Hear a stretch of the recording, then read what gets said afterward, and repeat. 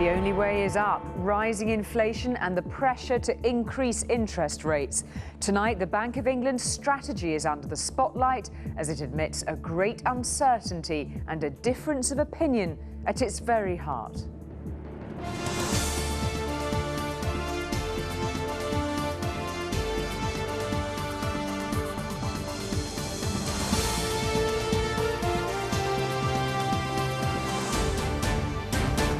This is the ITV News at 10 with Julie Etchingham and Mark Austin. The rising rate of inflation also threatens to lead to increasing wage demands. Unions say ordinary working people are now watching their living standards fall alarmingly. Also on the programme, society's shame at the report that reveals the shocking neglect of the elderly in some NHS hospitals. Berlusconi's shame. The Italian Prime Minister will stand trial on sex charges. And the claws are out in Downing Street when Larry met Lucy and how it all went wrong. Good evening. Another rise in inflation put rising pressure on the Bank of England today over whether it has the right strategy. The Consumer Prices Index for last month put inflation at 4%, double what the bank is supposed to keep it at. It is likely to reach 5% soon. As our economics editor Daisy McAndrew reports now, higher prices mean more pressure on household budgets and on the bank to put up interest rates. As prices in the shops, restaurants and petrol stations continue their eye-watering ascent, it's forgivable to be wondering if the Bank of England has lost control of inflation, particularly if you're faced with feeding a large family like the Bottomers, who since last summer are £235 a month worse off because of inflation. Like most people, Ian hasn't had a pay rise since the year before last, whilst the family bills have rocketed. The rising food costs and fuel and general, utility companies, water, electricity and gas, they've been taking off and we're not keeping up with our salaries. Our salaries aren't maintaining the cost of inflation. And across the country, people want to know when prices will fall, given the Consumer Prices Index, which hit 4% last month, has been well above the Bank of England's 2% target for more than a year. Although that is only a little above the bank's own projections, which put inflation coming down to target by the end of this year. But there's little sign of that yet. As a result, the Governor has had to write yet another letter of explanation to the Chancellor, in which he cites three main reasons for inflation being so high. Firstly, that VAT rise. Secondly, high commodity prices, particularly energy. And lastly, the low pound, which of course makes our imports much more expensive. But on the question of when will inflation come down, his answers are far less reassuring. In fact, he says, "I do not wish to conceal there are real differences of view within the committee." And equally unsettling is taking a quick look at how we fare compared to the States and most of Europe, where only Greece has higher inflation than us. But the Chancellor insists the prize of getting the deficit down will be worth the short-term pain. What the British government can do to help our independent central bank is bear down on the budget deficit, the nation's credit card. If we do that, then we allow the bank more space and we allow the bank to keep interest rates lower for longer than would otherwise be the case. Nonetheless, when does the city think rates will go up? Well, I think it's becoming very likely that the MPC will hike rates in the next few months, potentially, possibly by May or by the summer, maybe. And whilst that might be good news for savers, for millions of businesses and mortgage holders already facing a fall in living standards as prices soar and wages fall, it really will be the beginning of the age of austerity. And Daisy joins us now. So Daisy, the Bank of England's quarterly inflation report out tomorrow. What should we look for and what might it tell us about interest rates? Tomorrow, another day, more inflation stories, more questions about interest rates. But tomorrow's report is really important because it gives the Bank of England an opportunity to tell us where they think growth, GDP, is going, and equally where they think inflation is going. It's the first time they've done it since November. Of course, since November, we had that shock contraction of growth. So certainly their growth estimates, I think, will be down on where they were. That's bad news. I think also their inflation estimates will be up on where they were. Not so important short-term inflation, very, very important we look to see where they think the long-term inflation is going. If they think that is going up, inflation is going to stay higher longer, then I think we certainly will think interest rates will be going up sooner rather than later. One more piece of news that happened tonight. The World Bank has been talking about commodity prices. Obviously, we know that's an enormous part of this story. They're pointing out commodity prices have now gone up 30% in the last year. That is astronomical. And of course, what it might tell us is that those commodity prices, allegedly temporary, might be permanent. More bad news. OK, Daisy, thank you. Now, the words echo through the pages of the report. They did not deserve to die like this. A chronicle of hospital care, or lack of it, received by elderly people in England has reported what it called indefensible acts of carelessness and neglect. It also describes indifference to patients' dignity and welfare. Our medical editor, Lawrence McGinty, examines why such care can go so badly wrong and what might be done to put things right. A complete failure to recognise the humanity and individuality of elderly patients. Not being treated with care or compassion. That's what emerges from harrowing accounts told by relatives to the Health Ombudsman. We returned to find his ventilator had already been switched off. The staff decided that we'd already been given as much time as we were allowed. I nearly died when I saw him. I couldn't believe what I was seeing. They pulled the curtains around his bed so nobody could see him. He was sat in this chair. For a split second, I honestly thought he'd died because he wasn't moving. It turned out they got him ready for discharge at 6 a.m. that morning and hadn't been anywhere near him since. The last of those stories from the daughter of a patient at the Royal Bolton Hospital. They've apologised and say things have improved, but we spoke to one nurse who says little has changed. She wanted to remain anonymous. I've witnessed exactly the same thing with patients who are dying. Are basically just left unless there are any relatives. They're just left. Left behind a curtain more often than not. 1 in 5 complaints to the Health Ombudsman are about the elderly. But why does that neglect happen and how can it be stopped? We put those questions to the people involved. So I think in the end the responsibility comes down to the individual within the NHS.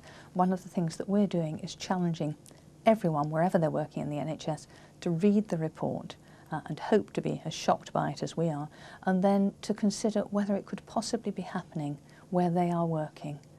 I went to the charity Age UK, a powerful voice for the 6.8 million people over 65. If you're a member of staff in the NHS and you see older people being treated poorly, you must stand up and challenge what you see before you. The Royal College of Nursing told me they accept nurses have a personal responsibility, but say that must be seen against wider issues like staffing. It really is a failure in care, and there's no way of denying that. But what we have to look at is why is the nurse not seeing that? Why are the carers not seeing that needs to happen? Are they being supervised? So where's the ward system in all this? Everyone agrees there's no quick fix, and until society's attitude to the elderly changes, there's not likely to be any fix. So, Lawrence, is this about money and cuts, or is it a cultural thing in our attitude to the elderly?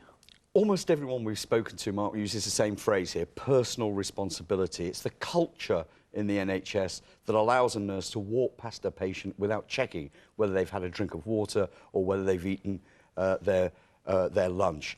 But changing that culture is going to be very difficult. For a start, in 20 years' time, 25% of us are going to be over 65. There'll be more people in that age group.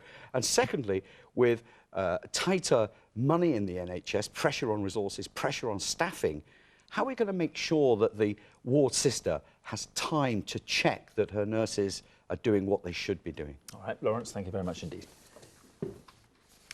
Police missed a chance to investigate one of the July the 7th bombers over an armed robbery 5 weeks before the terrorist attacks, an inquest heard today. Jermaine Lindsay was linked to the robbery in Luton, but the lead was never followed up when the investigating officer went on leave. Lindsay's bomb killed 26 of the 52 people who died in the 7/7 attacks. London's Imperial College has become the first university in England to confirm it wants to charge the full £9,000 in tuition fees for home and EU students starting courses in 2012. Other universities, including Cambridge, are considering similar fees.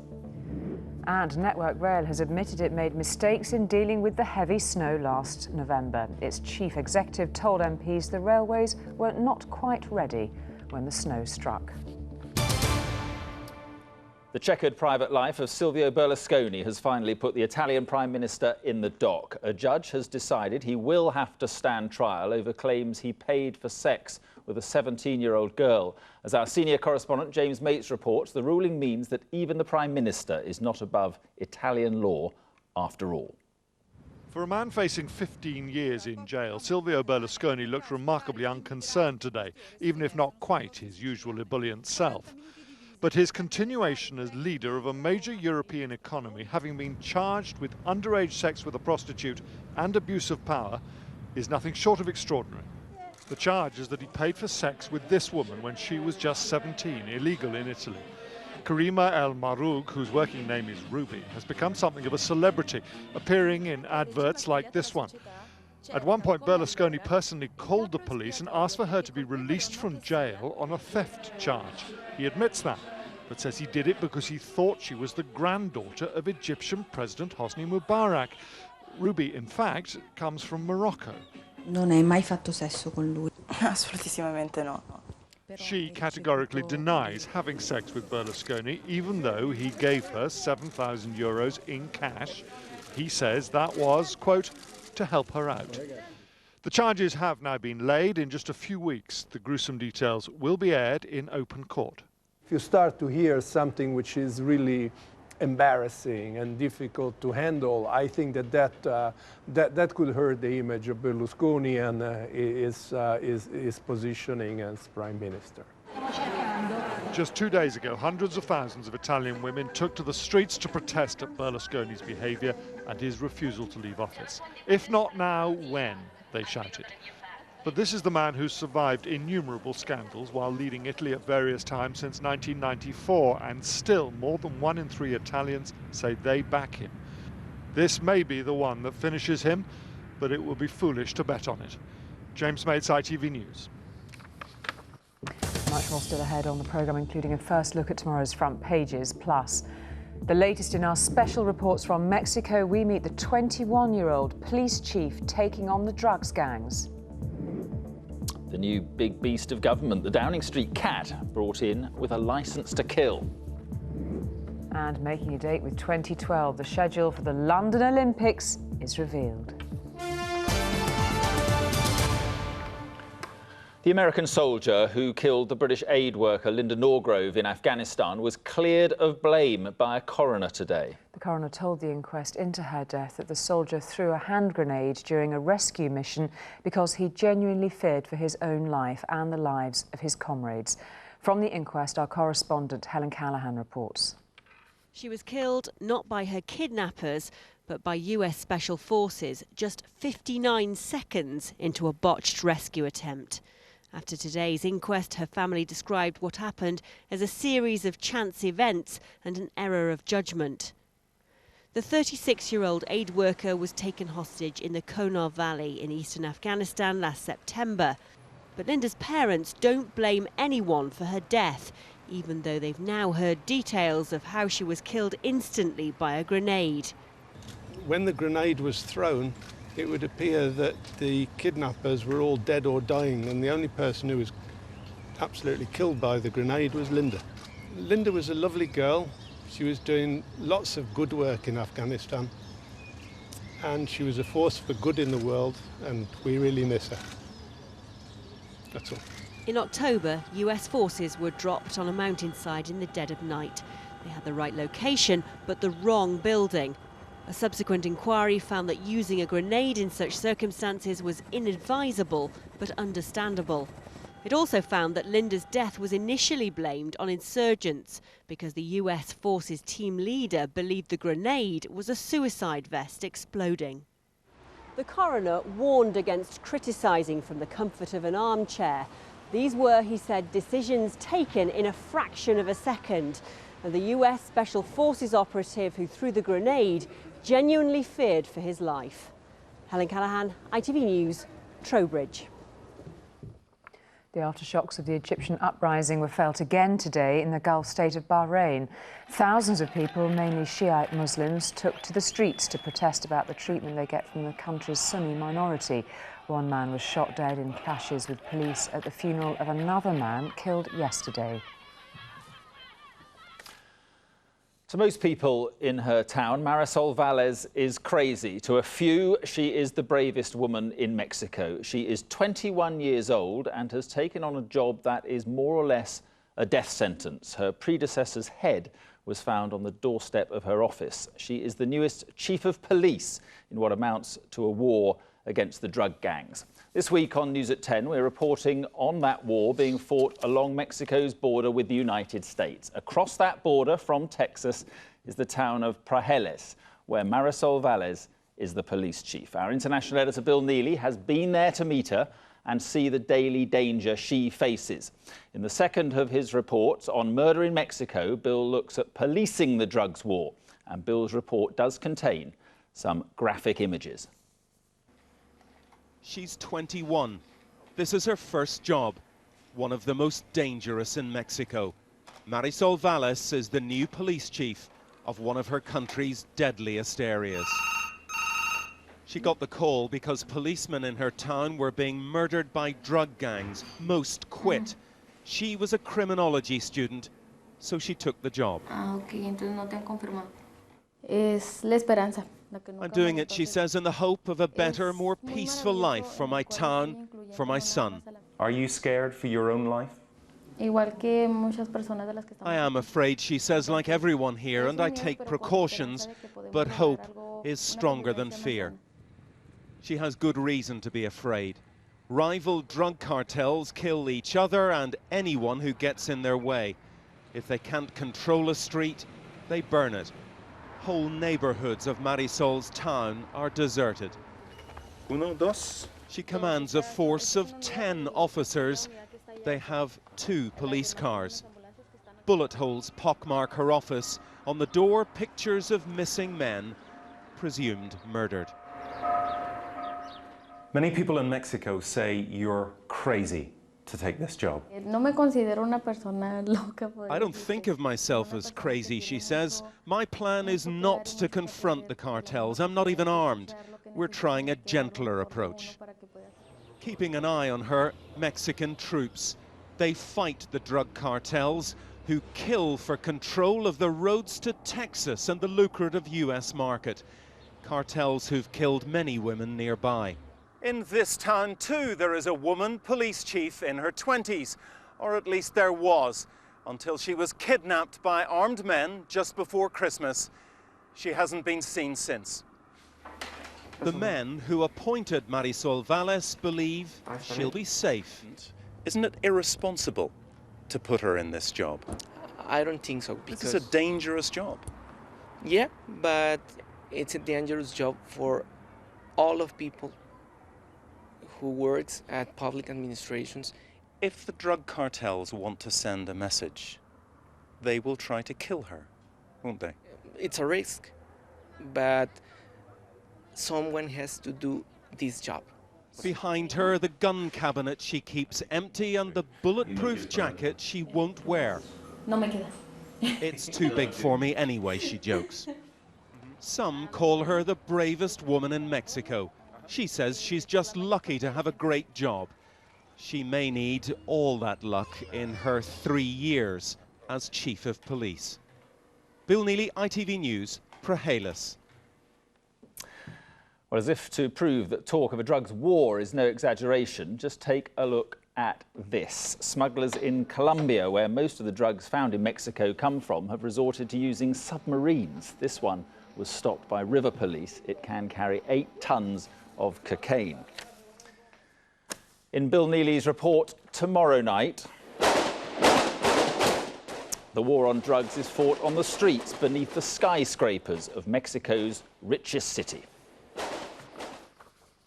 Now, sports fans hoping to get tickets for next year's Olympics were told to be on their marks today. The 2012 organisers released details of what events are on when and, crucially, how much the tickets will cost. They'll go on sale next month.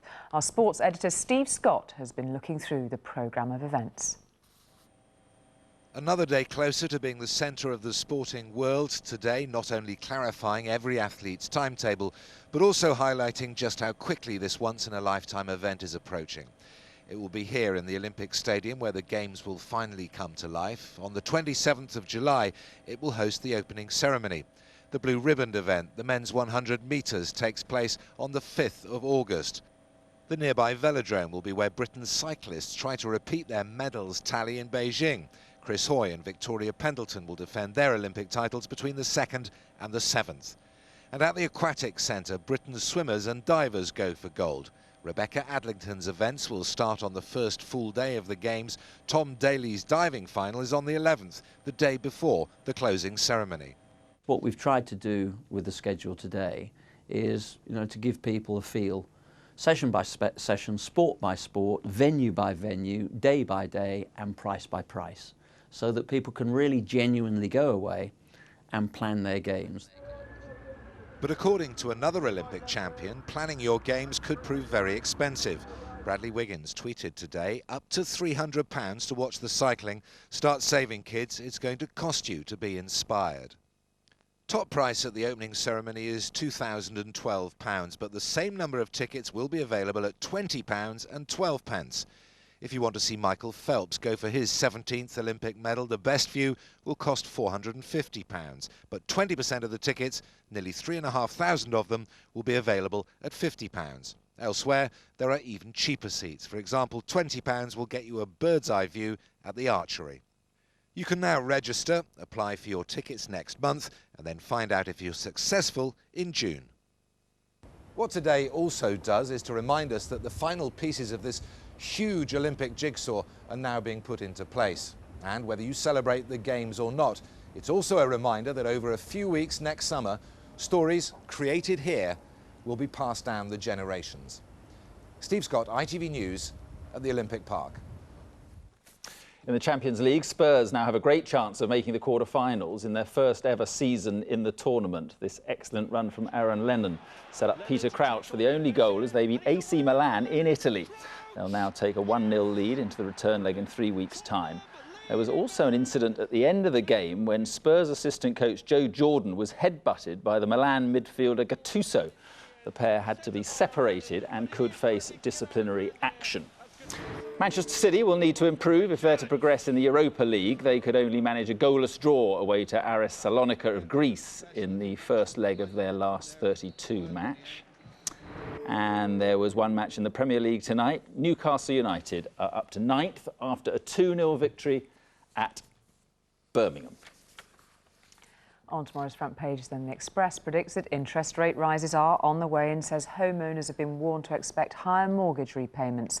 The Mail claims trespassing laws are to be used to evict elderly hospital patients who block hospital beds because they're worried about caring for themselves at home. And the Telegraph quotes a government advisor as saying that those born in the post-war baby boom generation must use their own money to pay for their care in old age. And finally, a new Downing Street cat took up residence at number 10 today to get to work on the local rats. Larry, as he's called, owes his new job and new home in part to our political correspondent, Lucy Manning, who helped highlight the street's rising rodent population.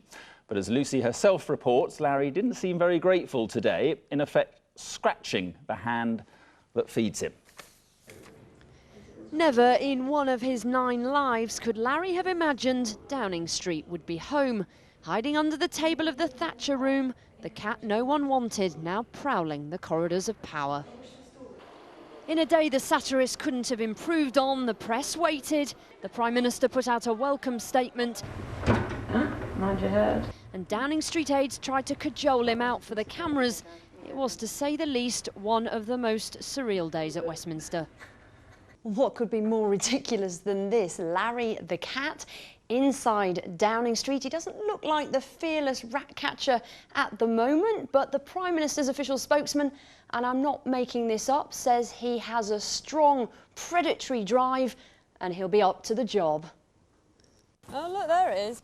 If we're honest, ITV News is somewhat responsible for this cat hysteria. After the rats made their News at 10 appearance, we asked Downing Street if they would get a cat. No, they said, until they realised headlines about cats were better than those about rats. Oh, no. So Larry got his revenge, joining in with government cuts. Prime Minister, your new cat scratches. The rats better watch out.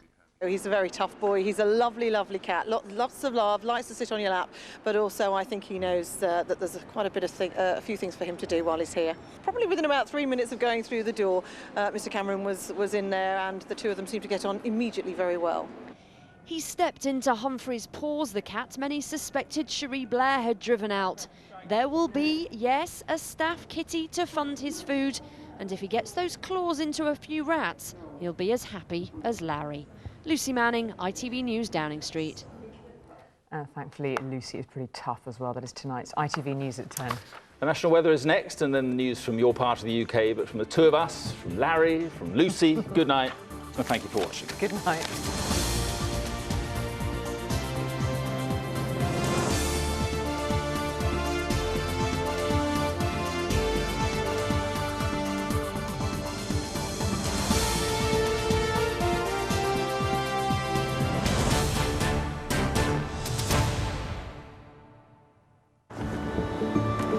Breezy outside, settled inside. The ITV National Weather, sponsored by the Cooperative. Good with food.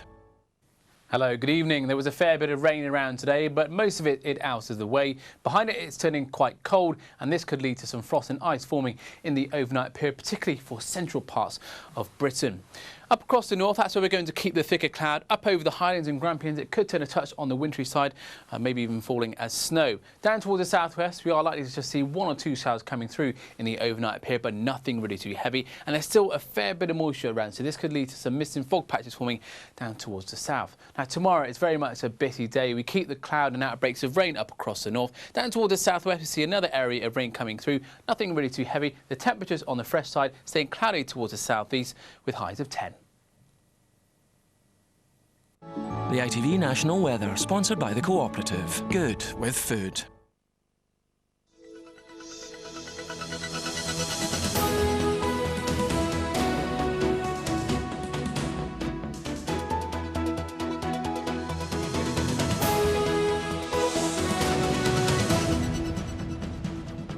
Good evening. A damning report has highlighted serious neglect by the NHS in the care of elderly patients. An investigation by the Health Service watchdog found that the most basic human needs of those most vulnerable were being ignored. Our political correspondent, Alison Mackenzie, reports. Unnecessary pain, neglect and distress, the stark findings of the Ombudsman's report. Of 9,000 complaints made last year, 18% were about the care of elderly people. One case relates to the care of Mrs H at Heartlands Hospital in Birmingham. She'd been admitted with a broken collarbone, but she rapidly lost weight. And when transferred to a care home, she'd arrived dishevelled, bruised and wearing somebody else's clothes. Sarah Dean's 93-year-old grandmother, Christine Ryder, is in the care of Heartlands Hospital today. Sarah is unhappy with what she sees. A week last Monday, when I visited my nan on the evening, I found her on the floor, crying out for help. I'd arrived 20 minutes late into the visiting time. Other visitors who were seeing other patients there told me that they'd been and asked the nurses to help my nana. I wasn't there at the time. To which they replied, yeah, we'll be there in a minute. The family say they're so shocked by her care, they filmed this mobile footage. The rest of this video is too graphic to show. The authors of the report say it's a shocking wake-up call to the NHS.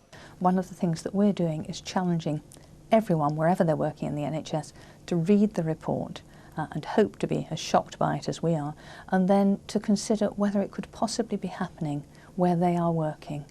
And of course, for many of them, clearly it must be happening or may be possible. And on those occasions, we want them to say, I will take some action to stop it. The government say the findings are unacceptable and they're taking action.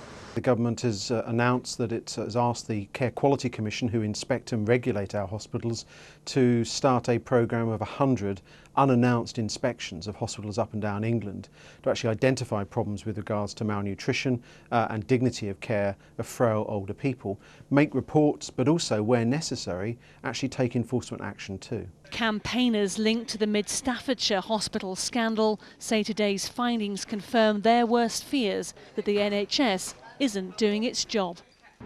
Well, with regards to Heartlands Hospital, 2 very serious cases there. Regarding Mrs H, they've told us tonight that they acknowledge that there were issues involved there. They have examined very closely what's happened. They've made an apology to the complainant and they acknowledge what has happened in that case. With regard to the second one of Christine Ryder, the elderly lady, that was brought to us to Central tonight by a viewer today. The hospital say they take very seriously allegations. They're investigating closely and we hope to bring you their response tomorrow. Alison McKenzie reporting. A Muslim school in the Midlands was forced to close today after a TV documentary showed pupils being taught extreme views. It was filmed by reporters who worked undercover for 2 years at the independent boys' school. It was broadcast as part of a documentary last night. Becky Johnson reports. The police were keeping a close eye on the Darul Uloom Islamic School today, aware of heightened racial tension in the area. The school says its policy is to promote understanding between faiths. But this is what undercover reporters filmed during lessons for pupils as young as 11. The worst of all people. A person who's got less than a fistful ear, then you should stay away from him the same way you stay away from a serpent or a snake. The footage was broadcast during a Dispatches documentary on Channel 4 last night. Today, the head teacher told me he believes the school was portrayed unfairly. He's taking legal advice and considering complaining to the broadcasting regulator Ofcom. They seem to selectively gather 3-4 incidents gathered over a period of 2 years, and they seem to kept on replaying the same incident again and again, try to give the impression that this is all we teach. And most of those incidents we have taken action ourselves, even without any knowledge of any recordings. But a spokesman for the Dispatches programme said they believe the comments made in the film speak for themselves and they will robustly defend any fairness complaint. There are no pupils here today. The school has taken the decision to close early for half term. It says since the documentary was broadcast, it's received a barrage of hate calls and it was concerned for the safety of its students. The school says it's carrying out its own investigation into what was shown in the documentary and will take further action if necessary. Becky Johnson in Small Heath in Birmingham for Central Tonight. Tributes have been paid to a soldier from Warwick who was killed in Afghanistan. 22-year-old Private Conrad Lewis, who served with the 3rd Battalion Parachute Regiment, was shot while in Helmand Province last week. His family have described him as a lovely young man with a heart of gold. Coventry will host one of the first events of the 2012 Olympics. The Ricoh Arena will be the location for a preliminary football heat ahead of the official opening ceremony on the 27th of July. Under Olympic rules, the arena will be renamed the City of Coventry. And continuing with sports, it's been a busy night in football. In the Premier League, Birmingham were beaten at home by Newcastle 2-0. In League One, there was an important win for Walsall, who beat Dagenham and Redbridge 1-0. Wins too for Notts County and Peterborough. And in League Two, draws for Northampton, Chesterfield and Lincoln City. Burton Albion were beaten 1-0 by Torquay. Now let's get the weather forecast from Lucy.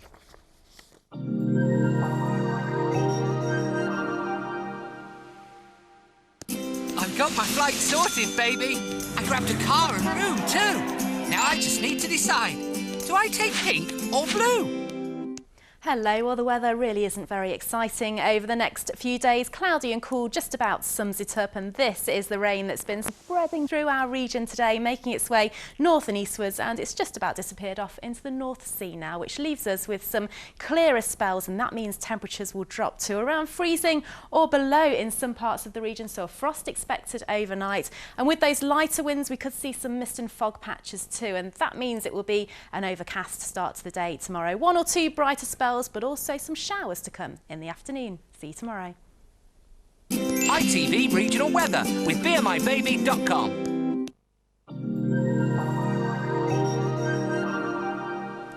And that's almost it from us for now. If you've missed a story, you can catch up by logging onto the website, itv.com/central.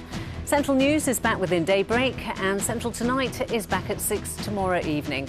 For now, though, from the late team, enjoy your evening. Bye-bye.